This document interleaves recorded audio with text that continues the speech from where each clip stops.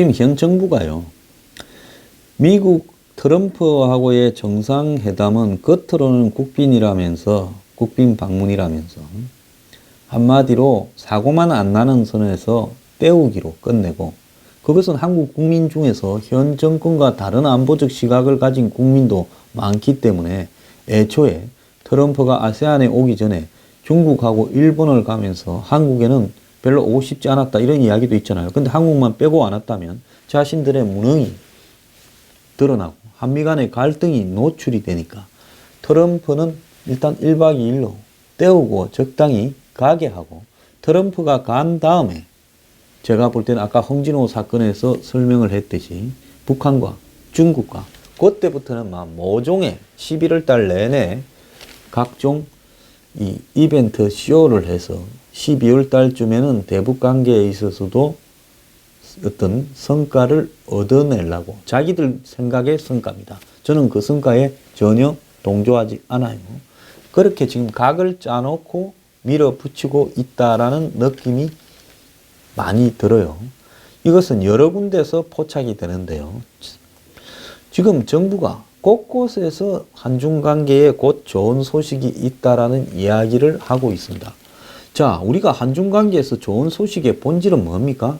우리가 잘못했습니까? 중국이 공연히 사드를 핑계로 한국에 경제적 보복을 하고 여러 가지 압박을 했습니다. 그러면 중국이 그렇게 했던 부분이 이제 시진핑이 임기 2기를 시작하면서 내가 그때 좀 미안했네, 옛날처럼 잘 지내자고 하면 우리는 호들갑을 떨지 말고 그러냐, 앞으로는 그런 일이 없었으면 좋겠다라고 한마디 하고 그냥 중국이 어떻게 하나 보면서 중국 하는 대로 신중하게 그냥 한 걸음 이렇게 물러나서 가면 되는 겁니다. 이 문제를 가지고 정말로 우리 속에서 뭐 안달을 하면서 중국 앞에 꼬리를 흔들면서 우리 좀 잘 봐주라, 그동안에 우리가 하고 싶어서 그랬냐, 미국이 하도 쑤셔대서 어쩔 수 없었다, 이해 좀 해주라, 자 우리도 선물이 필요하니까 좀 뭐 한국에 관광객 좀 보내주고 비행기 좀 보내주고 한류도 압박 조금 덜 해주라, 이런 짓거리를 하면서요, 그 대신 우리는 당신들 앞에 미국하고 관련되는 거 확실하게 말해줄게. 지금 제가 좀 격이 떨어지게 표현을 했지만은 현 정권이 정확하게 트럼프 보낸 뒤에 제가 말한 것처럼 하려고 안달이 나 있습니다. 트럼프는 관심도 없어요. 트럼프 가고 난 뒤에 시진핑하고 북한하고 벌릴 이벤트에 지금 완전히 꽂혀 있다는 겁니다. 자, 30일 어제 이 중국의 이 외교부예요. 브리핑에서 나온 말하고 어제 한국 국회에서 나온 말이 100% 일치해요. 화춘잉 그 여자지요. 외교부 대변인에게 한 기자가 사드 관련 질문을 했습니다. 한국 기자가 아닌 중국의 CCTV 기자예요. 각이 짜여져 있었던 거죠. 저거 같은 식구끼리 묻고 답하면서 뭘 끄집어내려고 한 거죠. 뭐냐면 기자가 강경화 외교부 장관이 사드 추가 배치를 검토하지 않고 있고 미국의 MD의 미사일 방어 체제에 불참하며 한미일 안보 협력이 군사 동맹으로 발전하지는 않을 것이라고 했는데 중국의 입장은 뭔가 이래 물었습니다. 그러니까 중국 외교부 대변인이 기다렸다는 듯이 사드 배치를 일관되게 반대한다면서 그 세 가지 표명을 중시하며 한국이 관련 문제를 적절히 처리해 양국 관계를 조속히 안정시키고 건강한 이 발전 궤도로 올리기를 바란다라고 이야기를 했습니다. 자, 미리 짜고 묻고 답하는 모양새여서요. 자, 그런데 어제 한국의 국감에서요, 박병석 더불어민주당 의원이 한중이 신뢰에 기초한 건실한 전면적 협력 관계로 가기 위해서는 가지 장애물에 대한 분명한 한국 정부의 입장이 필요하다면서 한국이 사드를 추가 도입할 것인가, 미국이 MD의 미사일 방어에 참여할 것인가? 한미일 삼각협력이 군사동맹으로 발전할 수 있는 여부에 대해서 답변해달라 했습니다. 어떻게 같은 날 국회에서 이런 질문이 나오고, 예? 또 중국 외교부 대변인한테 중국 CCTV 기자가 묻고 하는 말들이 우연의 일치로 될 수가 있겠습니까? 세 가지 사안이라는 부분이에요. 물론 선후관계가 한국에서 물어서 그것이 답변 나온 것이 중국에 가서 그렇게 되었다라고 할 수도 있겠지만은 이미 한국과 중국에서는 물밑 접촉을 통해서 이 세 가지를 한국이 약속을 중국한테 해주는 굴욕적인 조건으로 중국과 관계 정상화로 간다라는 부분을 서로 약속한 거 아닌가라는 겁니다. 자, 그러니까 강경화가 기다렸다는 듯이 우리 정부는 사드 추가 배치를 검토하지 않고 있고, 누구 마음대로 안 합니까? 필요하면 2개, 3개라도 해야지요. 미국의 MD에는 참여하지 않는다는 기존 입장이 변함이 없다. 한미일 3국 간의 안보 협력이 3국 간의 군사 동맹으로 발전하지 않을 것임을 분명히 말씀드린다. 이렇게 말을 했습니다. 그래서 당시 어제 야당에서는 박병석이가 일부러 언론에 보도를 시키려고 미리 짠 내용을 묻고 강경화가 답한 거 아니냐라 사전 둘이 문답이 조율이 되었다. 이런 이야기가 국회에서 나왔습니다. 그러니까 중국에서도 사전 조율이 된 질문이 왔다 갔다 했고 한국에서도 사전 조율된 질문이 왔다 갔다 했습니다. 아마 중국이 30일 날까지 이 문제에 대해서 언론에 한국 정부의 입장을 노출을 시켜라. 그래야 우리가 그 다음 수순을 밟겠다라고 한 것 같아요. 그러니까 중국에 보여주기 위해서 일부러 국감에서 쓸데없는 이야기를 묻고 답하는 일이 벌어졌다는 겁니다. 그뿐만 아닙니다. 지난 28일 날 제가 이미 이야기했습니다만은 사드 배치에 대해서 한미 간의 공동 성명에서 사드는 북한의 미사일 위협을 방어하기 위한 것이고 어떠한 제3국도 지향하지 않을 것임을 재확인한다라는 내용을 넣었다는 겁니다. 자, 이런 식으로 중국의 비를 맞추기 위해서 안간 힘을 쓰고 있습니다.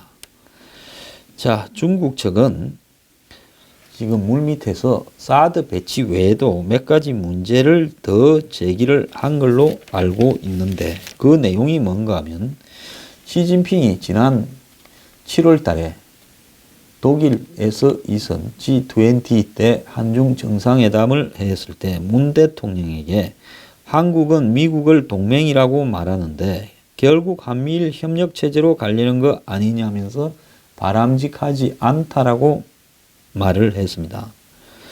자, 그러니까 문 대통령이 한국 외교의 중심축은 변함없이 미국과 중국이다.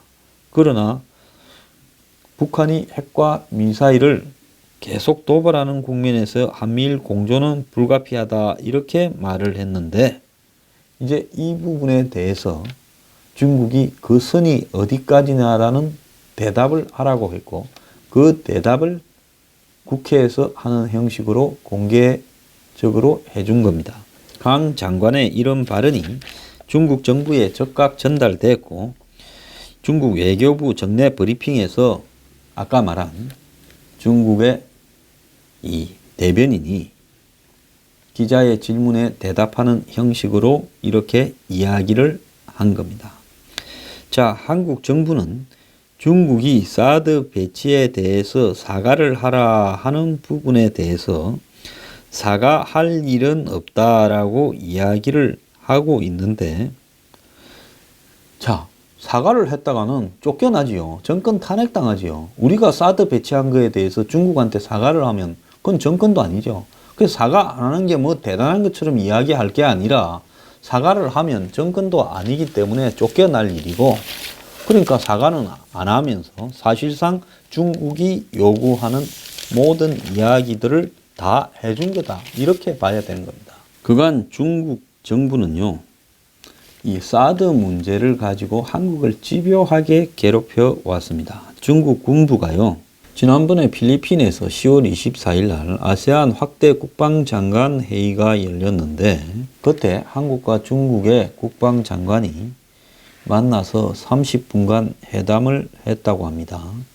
2015년 11월 이후에 2년 만에 만났다고 하는데요.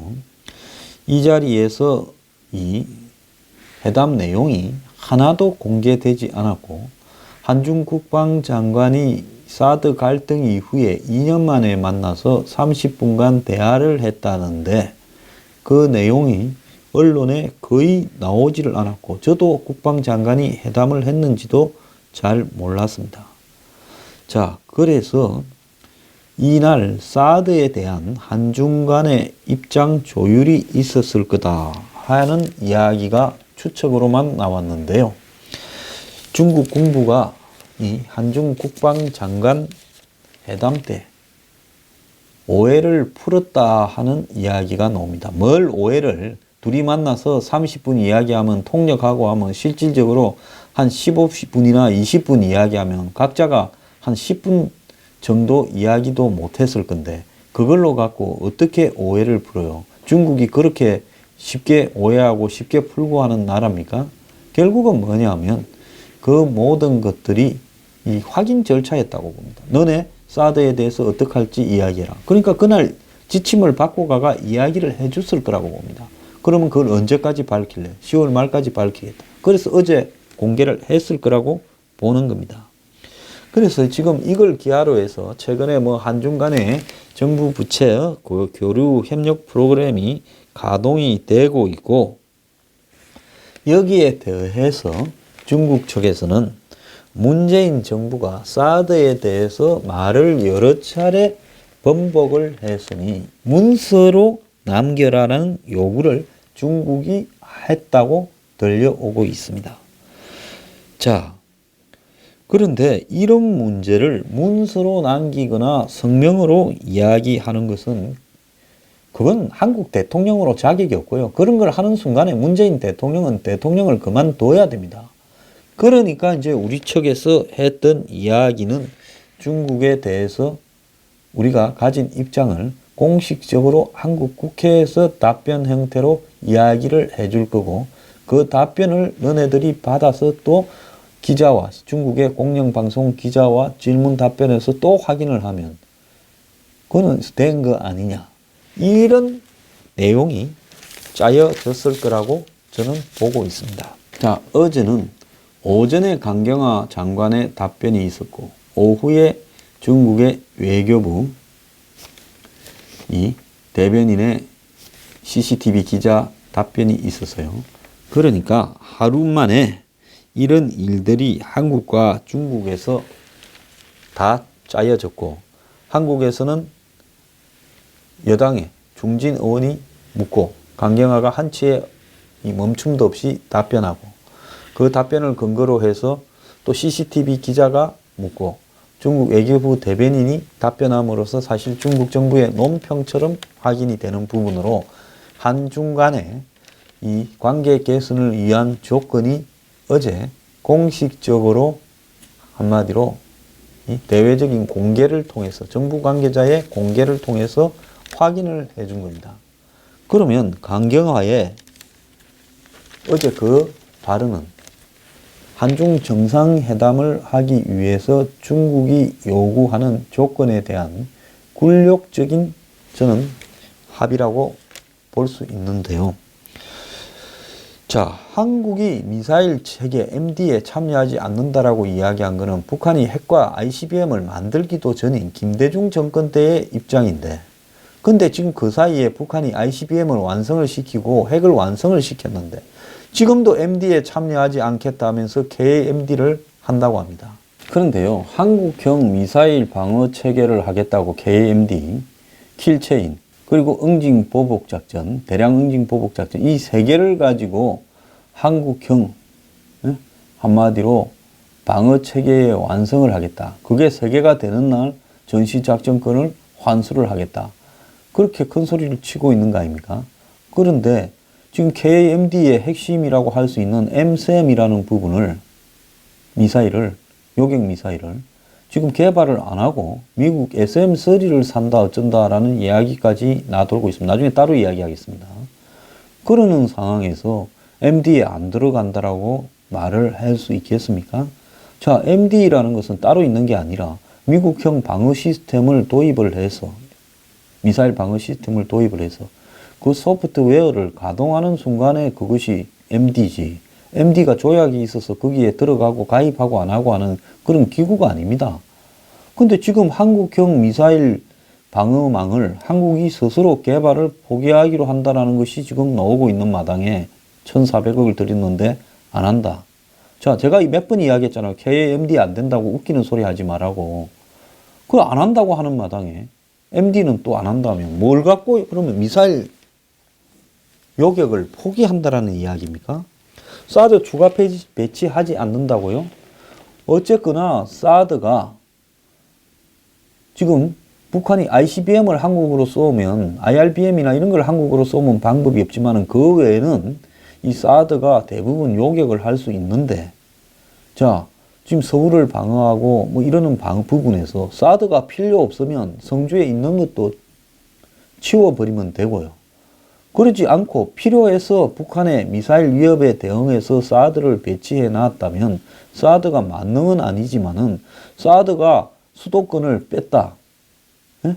그 수도 방위가 안 된다라는 이유로 야당이나 지금 여당이나 이 좌파들은 사드에 대해서 문제점을 지적한 거 아닙니까? 그러면 사드를 두세 개 더 갖다 놓으면 수도 방위도 되고 또 북한 잠수함이 SLBM으로 남쪽에서 쏘는 것도 또 커버가 되고 그렇게 사드를 추가를 필요하다면 추가 배치해야 되는 거고 필요 없다면 안 하는 거지. 필요한가 안 한가 여부도 따지지 않고 사드를 추가 배치를 검토하지 않을 거라고 국방부 장관도 아니고 강경화가 뭔 자격으로 이런 말을 하느냐는 겁니다. 그 다음에 한미일 안보 협력이 지금 일본이 앞으로 한국 입장에서 보더라도요. 헌법을 개정해서 자위대 대신에 일본 군이 되는 것이 훨씬 낫지요. 지금 미국은요. 한국이 전시작전권을 끝까지 환수받아야 되겠다 갖고 가면 한국 포기하고 일본을 완전히 과거 군사 대국이던 일본 군 수준으로 무장을 시켜서 2차 대전 때 일본으로 하여금 북한을 중국을 압박하도록 만들려고 생각합니다. 그럴 때 한국은 필요 없는 거예요. 그러면 그 순간에 한국은 중국 편이 돼버리는 겁니다. 자, 이런 부분으로 봤을 때 우리가 일본이 이 방위력을 강화하고 또 미국이 한국과 일본의 방위력을 가지고 한국을 지키고 일본보다 우리가 훨씬 아쉽잖아요. 중국이나 북한이 일본을 먹으려 하거나 일본을 쳐들어갈 수 있어요. 그건 생각을 못하지만은 한국은요 언제라도 북한에 의해서 공격을 당할 수 있는 위치에 있기 때문에 우리가 제일 아쉬운데 우리가 그럼 아쉬우면 그걸 우리가 아쉬운 군사적 방어를 위해서 한미일 안보 협력을 넘어서 한미일 군사 동맹을 할 수 있지 왜 안 합니까? 중국 비위 맞추어서 뭐 하려고 안 합니까? 그러니까요. 이 좌파적 사고를 갖고 있거나 보수 우파라는 사람들이 대통령을 험하고도요. 적과 동지를 구별하지 못했으니 나라가 이 모양이 된 겁니다. 누가 아쉬워요? 우리가 제일 아쉬워요. 미국이나 일본이요. 중국이나 북한에 먹힐 일이 있습니까? 참 기가 찬 이야기인데요. 이렇게 중국에 항복 문서를 써주고 정상회담을 해서 시진핑 앞에 무릎을 꿇은들 뭐 하겠습니까? 결국은요 북한하고 공작하는데 도움되려고 그러는 거 아닙니까?